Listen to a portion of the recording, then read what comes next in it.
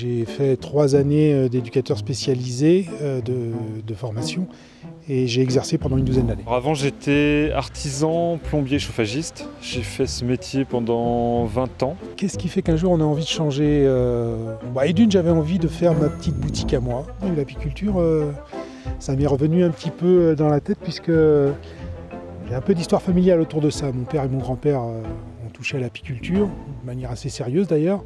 Au bout de 9-10 ans de pratique d'EduxP, je me suis dit tiens mais ouais, ça pourrait être un bon plan ça. Et puis voilà.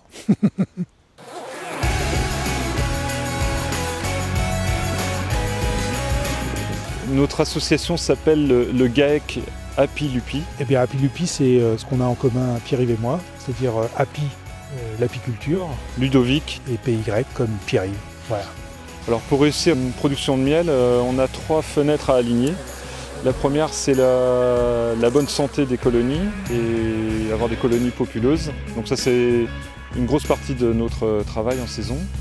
La deuxième, c'est de placer ces colonies dans un environnement qui soit favorable, donc avec beaucoup de fleurs variées. Et la troisième fenêtre, c'est la météo. Et si on a un alignement de ces 3 fenêtres, on arrive à produire du miel en quantité suffisante pour en vivre.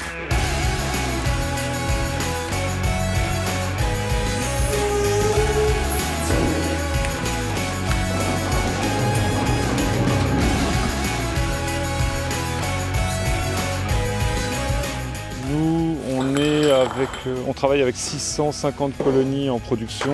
On produit en moyenne entre 10 et 15 tonnes de miel par année.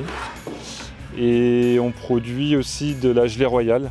Environ, on essaie d'atteindre 20 kg chaque année. Pour ce qui est de la vente de la gelée royale, nous on la conditionne donc en petits volumes de 10 grammes, on appelle ça des piluliers. Et le pilulier est vendu à 21 €. Donc dans notre chiffre d'affaires global, l'atelier gelée royale, ça correspond à peu près à 20% de notre chiffre d'affaires. Le reste, c'est le miel.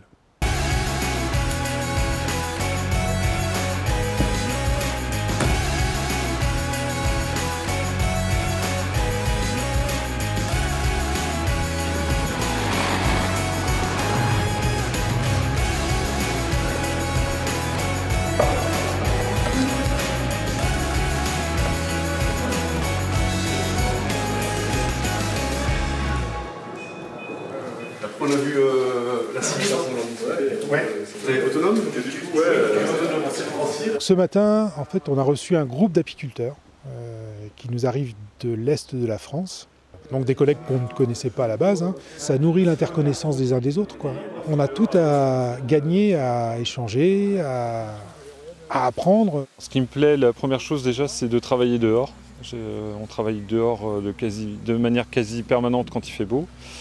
On peut travailler à l'intérieur quand il fait mauvais, et puis surtout, on choisit notre rythme en fait. Ce qui me mène, c'est le plaisir de faire ce que j'ai envie de faire, au rythme où j'ai envie de le faire.